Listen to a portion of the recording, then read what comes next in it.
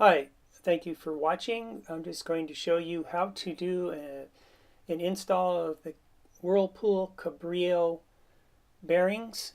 Uh, you can buy a kit that may cost you around $75. This is something I created that basically it's a piece of 3/4 all thread. I'd also recommend watching the video that I'll provide a link at the bottom of the video, or maybe I'll put it in this video so you can just quickly write it down or copy and paste it.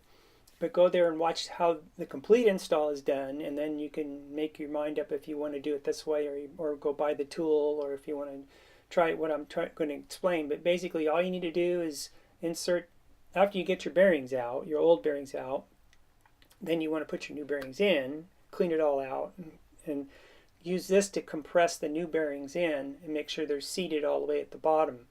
One way to tell they're not sealed at the bottom, they're not sitting totally flush all the way around, is you put the shaft in and you'll feel it kind of go tight and loose and tight and loose as you're spinning it with your finger.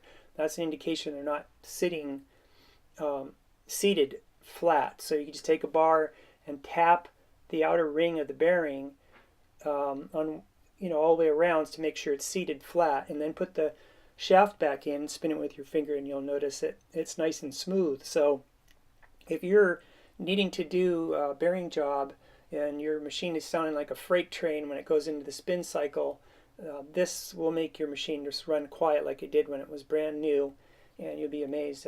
It'll work out for you. It takes maybe an hour, maybe an hour and a half, depending on your skill level and how comfortable you are with it. But I appreciate you taking a look at this video, and subscribe and like if you enjoyed my explanation of alternate tools. Thank you for watching.